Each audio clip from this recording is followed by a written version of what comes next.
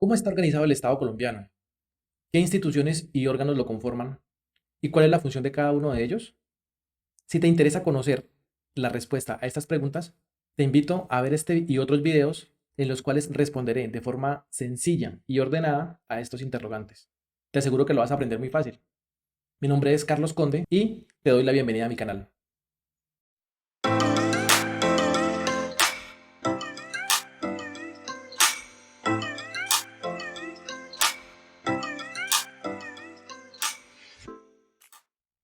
Recordemos que en Colombia, igual que en muchos países del mundo, la norma de mayor jerarquía dentro del ordenamiento jurídico nacional es la Constitución política.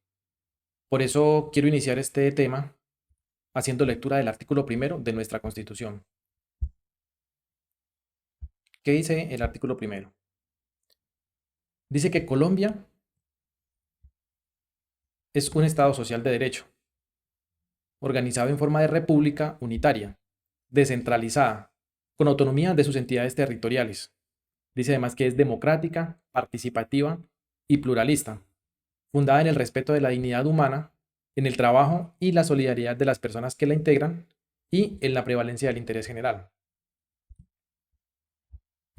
Entonces, tenemos ya a partir de este artículo una primera definición de cómo está constituido Colombia. Entonces dice que Colombia es un Estado social de derecho, que es organizado en forma de república unitaria, que es descentralizada, con autonomía de sus entidades territoriales. Dice además que es democrática, participativa y pluralista. Pero, ¿qué quiere decir todo esto? Bueno, entonces vamos a mirar por partes. Primero veamos qué quiere decir que Colombia sea un Estado social de derecho. Para definir qué es Estado social de derecho, miremos primero qué significa Estado. He traído aquí dos definiciones sencillas. La primera de ellas nos la da el diccionario de la Real Academia Española, el cual nos dice que un Estado es una forma de organización política dotada de poder soberano e independiente que integra la población de un territorio. Entonces vemos que esta definición nos habla de una organización política y que contiene además tres elementos. Dice que la integra una población, nos habla de un territorio en el cual habita esa población y nos habla de un poder soberano.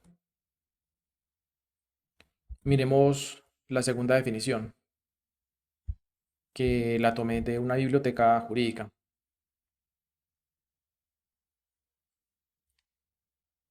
Esta biblioteca nos dice que Estado corresponde a una sociedad humana que habita de manera permanente un determinado territorio, la cual está sujeta a un gobierno que aplica un orden jurídico que estructura a la sociedad. Entonces vemos aquí también que habla de esa sociedad humana que corresponde a la población. Habla también de el elemento territorio en el cual habita esa población y habla de un gobierno que es el que da ese orden jurídico a la estructura de la sociedad. Entonces vemos aquí también estos tres elementos que conforman el Estado. Entonces, dijimos que Estado es una forma de organización política que cuenta con unos elementos, el primero de ellos, el espacio o el territorio. El segundo, la población, esa sociedad que habita dentro de ese territorio. Y un tercer elemento, que es la soberanía, que se encuentra ejercida por un gobierno al cual a través de el proceso de elección le hemos entregado ese poder que reside en el pueblo. A grandes rasgos, esta es la definición de Estado. Ahora veamos qué significa un Estado social. Un Estado social no es más que un Estado con fines sociales. Es un Estado en el cual su acción está en función de velar por el bienestar de la sociedad, la dignidad humana y la prevalencia del interés general sobre el particular. Quiere decir que La acción del Estado está en función de lo social, de esa sociedad, velar por esa sociedad. Ahora veamos qué significa que sea social de derecho. Básicamente, es un Estado que busca el cumplimiento de los fines del Estado a través de la garantía de los derechos humanos consagrados en la Constitución política y en las leyes. Veamos qué nos dice al respecto el artículo segundo de la Constitución.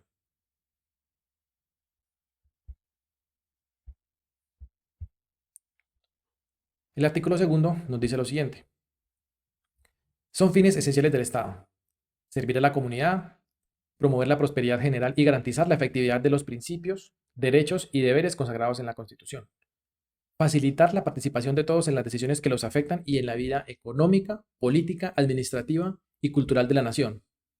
Defender la independencia nacional, mantener la integridad territorial y asegurar la convivencia pacífica y la vigencia de un orden justo. Las autoridades de la República están instituidas para proteger a todas las personas residentes en Colombia en su vida, honra, bienes, creencias y demás derechos y libertades, y para asegurar el cumplimiento de los deberes sociales del Estado y de los particulares. Entonces, en síntesis y en palabras sencillas, cuando decimos que Colombia es un Estado social de derecho, estamos diciendo que Colombia es un Estado cuyo fin esencial es velar por el bienestar de la sociedad, velar por la dignidad humana y velar por la prevalencia del interés general sobre el particular. ¿Y esto cómo lo hace? Pues a través de la garantía de los derechos humanos consagrados tanto en la Constitución política como en las leyes. ¿Qué más nos decía el artículo primero de la Constitución? Nos decía que Colombia está organizado en forma de república unitaria. ¿Qué quiere decir esto? Veamos primero qué significa república. El diccionario de la Real Academia Española nos da la siguiente definición de república: organización del Estado cuya máxima autoridad es elegida por los ciudadanos o por el Parlamento para un periodo determinado. Entonces tengamos en cuenta esta definición de república. Estado en el cual la máxima autoridad, ¿quién es la máxima autoridad en Colombia? Miremos qué es el artículo 189 de la Constitución. El artículo 189 de la Constitución dice: corresponde al presidente de la República, como jefe de Estado, jefe de gobierno y suprema autoridad administrativa. Entonces vemos aquí que este artículo nos está indicando que el presidente de la República es el jefe del Estado, o sea, es la máxima autoridad de nuestro Estado. Dice que la máxima autoridad es elegida por los ciudadanos. ¿Será cierto esto? Miremos qué dice al respecto del artículo 40 de la Constitución. El artículo 40 dice lo siguiente: todo ciudadano tiene derecho a participar en la conformación, ejercicio y control del poder político. Para hacer efectivo este derecho, puede, primero, elegir y ser elegido, tomar parte en elecciones, plebiscitos, referendos, consultas populares y otras formas de participación democrática. Tercero, constituir partidos, movimientos y agrupaciones políticas sin limitación alguna, formar parte de ellos libremente y difundir sus ideas y programas. Cuarto, revocar el mandato de los elegidos en los casos y en la forma que establecen la Constitución y la ley. Y bueno, otros derechos más. Entonces vemos que efectivamente Colombia es un estado en el cual la máxima autoridad, que es el presidente, es elegida por los ciudadanos. Recordemos en estas imágenes el ejercicio electoral realizado en el año 2022 para elegir a uno de estos candidatos a la presidencia. Ahora veamos por qué es república unitaria. Una república unitaria es un estado con unos lineamientos políticos centralizados que rigen para toda la república. En el caso nuestro, pues la Constitución y las leyes. Tenemos una Constitución que rige en todo el territorio nacional y unas leyes que las expide el Congreso de la República y se aplican en todo el territorio nacional. A diferencia de las repúblicas federales como Estados Unidos, México, Brasil, donde cada estado que hace parte de esa república federal tiene su propia constitución y tiene sus propias leyes, aunque sí respetando ciertas políticas y leyes federales. Tanto la constitución como las leyes de cada uno de estos estados deben estar acordes con la constitución federal y con las leyes federales. En resumen, cuando decimos que Colombia se encuentra organizada en forma de república unitaria, estamos diciendo que Colombia tiene una máxima autoridad, que es el presidente de la república, que es elegido por los ciudadanos a través del voto y es elegido para un periodo determinado, en nuestro caso, 4 años. Y además, los lineamientos políticos están centralizados a través de la constitución política que rige para todo el territorio nacional, así como las leyes que expide el Congreso de la República.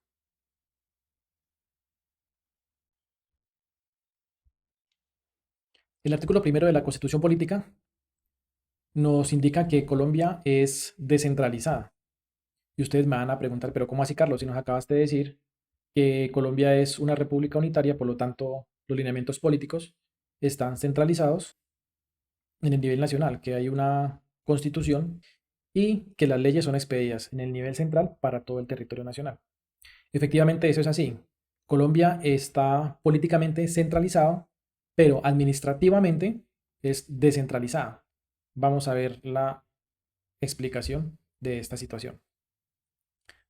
Para entender por qué Colombia es descentralizada administrativamente, vamos a mirar el concepto de descentralización que nos da el Departamento Administrativo de la Función Pública.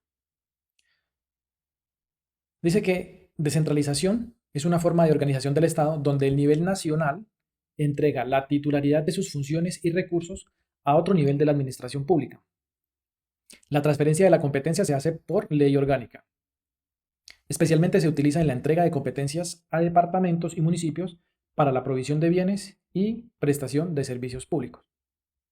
Miremos bien entonces esta definición que tiene 3 características específicas. La primera es que el nivel nacional le transfiere algunas funciones y recursos a otro nivel de la administración pública. La segunda dice que especialmente se utiliza en la entrega de competencias a departamentos y municipios. Y la tercera característica dice que la transferencia de la competencia se hace por ley orgánica. Miremos al respecto qué dice el artículo 288 de la Constitución Política. El artículo 288 nos manifiesta que la Ley Orgánica de Ordenamiento Territorial establecerá la distribución de competencias entre la nación y las entidades territoriales. Las competencias atribuidas a los distintos niveles territoriales serán ejercidas conforme a los principios de coordinación, concurrencia y subsidiariedad en los términos que establezca la ley. Entonces vemos que aquí se nos indica que es la Ley Orgánica de Ordenamiento Territorial la que establecerá esa distribución de competencias entre la nación y las entidades territoriales. Vamos a mirar qué dice esta ley de ordenamiento, la Ley Orgánica de Ordenamiento Territorial, que es la Ley 1454 de 2011. Vamos a leer el inciso 2 del artículo segundo. Artículo segundo, inciso 2. Dice este artículo que la finalidad del ordenamiento territorial es promover el aumento de la capacidad de descentralización, planeación, gestión y administración de sus propios intereses para las entidades e instancias de integración territorial, así que fomentará el traslado de competencias y poder de decisión de los órganos centrales o descentralizados del gobierno en el orden nacional hacia el nivel territorial pertinente, con la correspondiente asignación de recursos. Entonces, vemos que a través de esta ley se establece la distribución de competencias desde el nivel central hacia el nivel territorial, departamentos y municipios.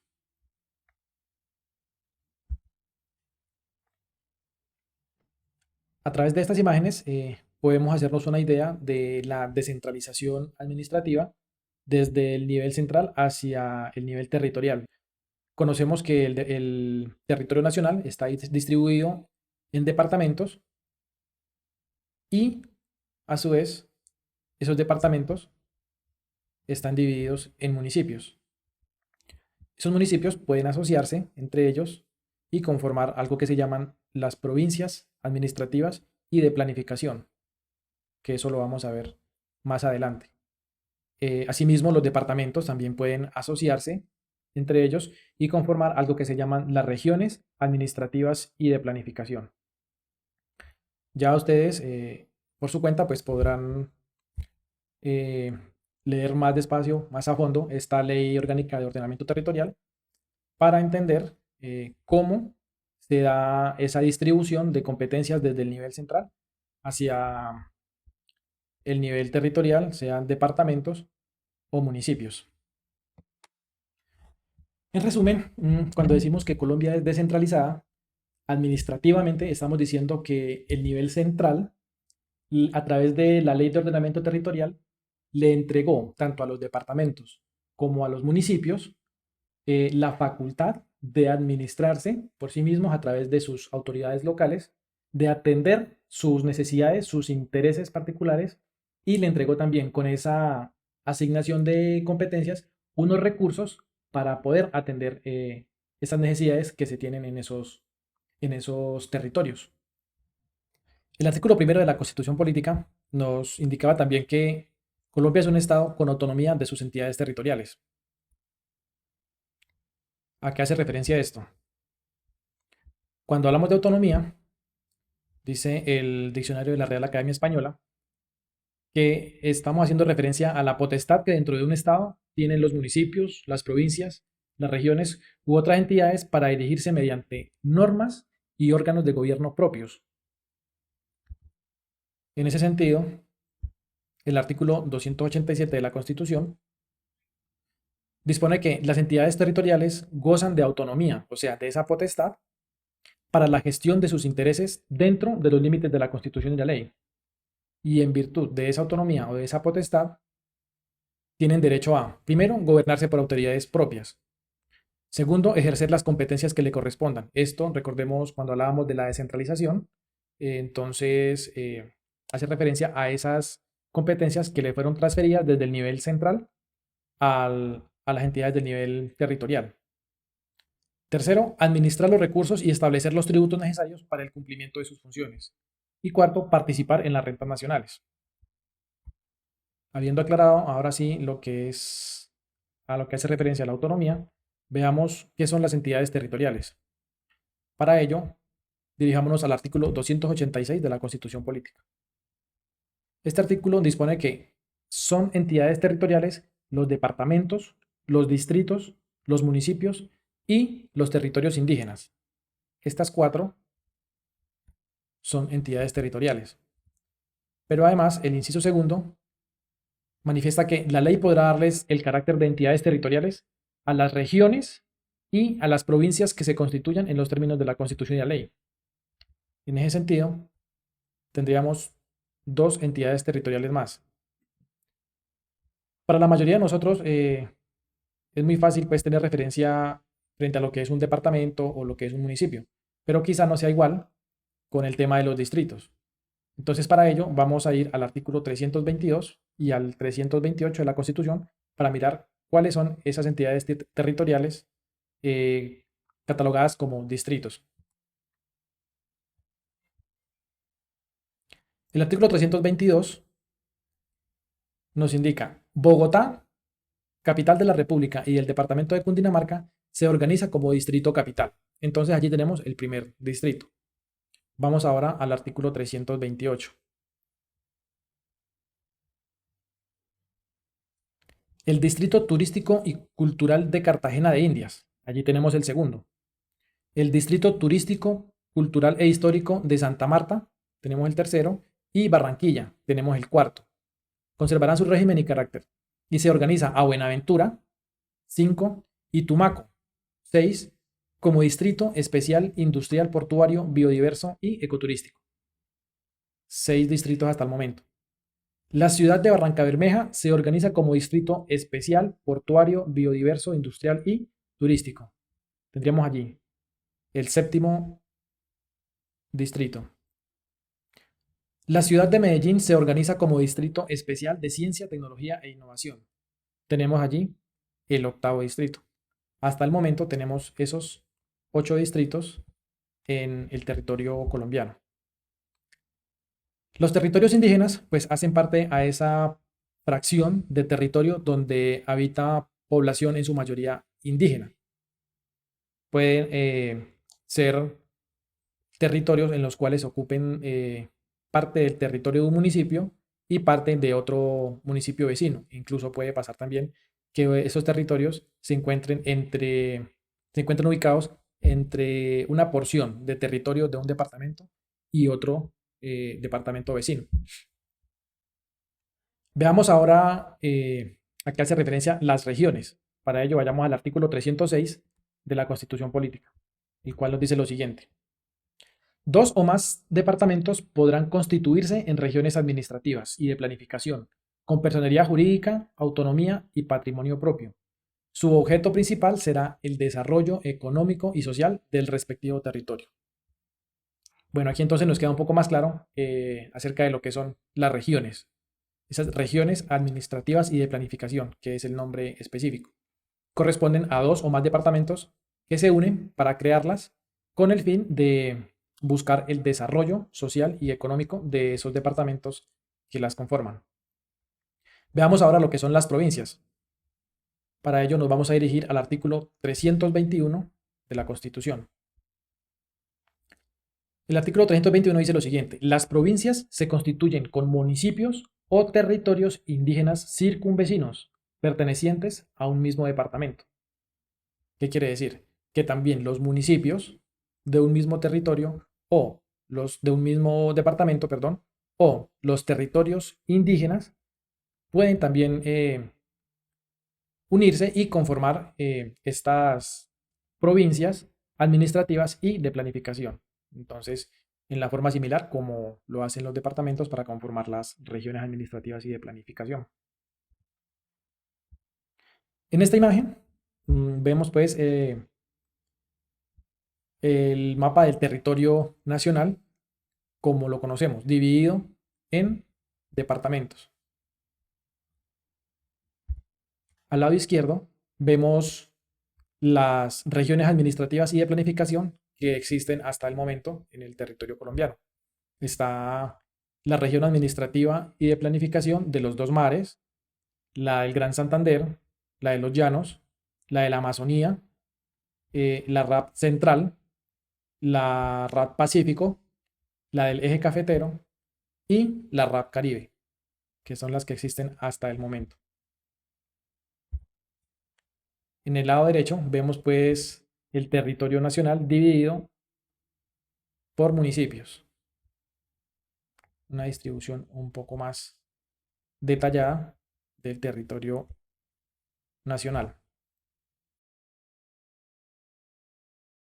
Ahora bien, recordemos que el artículo primero nos decía también que Colombia es una república democrática, participativa y pluralista. Vamos a mirar a qué hace referencia cada una de estas cualidades o principios, llamémoslo mejor. Cuando decimos que es una república democrática, esto está relacionado con la palabra democracia. Y democracia hace referencia a sistema político en el cual la soberanía reside en el pueblo, que la ejerce directamente o por medio de representantes. Esta definición la podemos reconfirmar en el artículo 3 de la Constitución Política, el cual dispone: la soberanía reside exclusivamente en el pueblo, del cual emana el poder público. El pueblo la ejerce de forma directa o por medio de sus representantes en los términos que la Constitución establece. Entonces, vemos que allí se confirma esta afirmación que dice que Colombia es democrática. Ahora veamos qué dice el artículo 40 frente a este principio. Dice el artículo 40: todo ciudadano tiene derecho a participar en la conformación, ejercicio y control del poder político. Para hacer efectivo este derecho puede elegir y ser elegido, tomar parte en elecciones, plebiscitos, referendos, consultas populares y otras formas de participación democrática, constituir partidos, movimientos y agrupaciones políticas sin limitación alguna, formar parte de ellos libremente y difundir sus ideas y programas, revocar el mandato de los elegidos en los casos y en la forma que establece la Constitución y la ley. Entonces vemos cómo, efectivamente, dentro del articulado de la Constitución se reconfirma que Colombia es democrática, por cuanto la soberanía reside en el pueblo, según está establecido en el artículo 3, y por cuanto esa soberanía se ejerce de forma directa o por medio de representantes. Lo pudimos ver en el artículo 40 de nuestra Constitución. Recordemos nuevamente esos ejercicios electorales en los que hemos participado para elegir a nuestras autoridades a través de el voto. Veamos ahora a qué hace referencia cuando se dice que Colombia es participativa. Participativa está relacionada con la palabra participación, con esa acción de participar. Recordemos que todos tenemos derecho a participar en las decisiones que nos afectan y en la vida económica, política, administrativa y cultural de la nación. ¿Dónde está establecido eso? En el artículo 2 de la Constitución Política, donde encontramos los fines esenciales del Estado. Son fines esenciales del Estado facilitar la participación de todos en las decisiones que los afectan y en la vida económica, política, administrativa y cultural de la nación. ¿Y cómo se hace efectiva esa participación? Pues a través de los mecanismos de participación establecidos en la Ley 134 de 1994. Vamos a ver cuáles son esos mecanismos existentes. En la Ley 134 del 94, a partir del artículo 2, vemos entonces cuáles son esos mecanismos. Tenemos como primero, iniciativa popular legislativa y normativa ante las corporaciones públicas. Tenemos también el referendo. El referendo puede ser derogatorio o referendo aprobatorio. Tenemos la revocatoria del mandato, el plebiscito, la consulta popular y el cabildo abierto. Ya ustedes con más detenimiento pueden descargar esta ley y leer detenidamente a qué hace referencia cada uno de estos mecanismos de participación, cuándo se utilizan, en qué casos.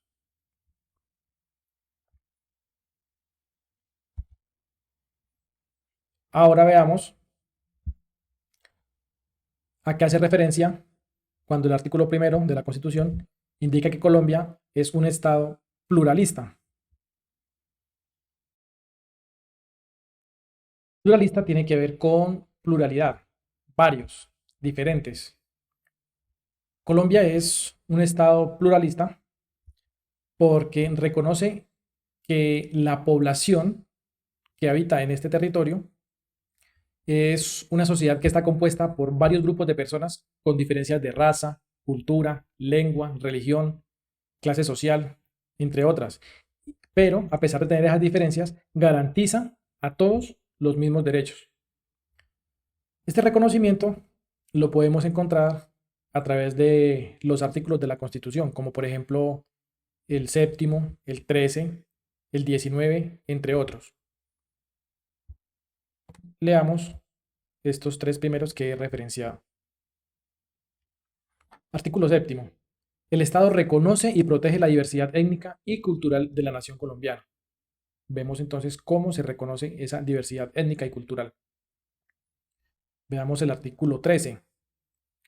Todas las personas nacen libres, iguales ante la ley, recibirán la misma protección y trato de las autoridades y gozarán de los mismos derechos, libertades y oportunidades sin ninguna discriminación por razones de sexo, origen nacional o familiar, lengua, religión, opinión política o filosófica.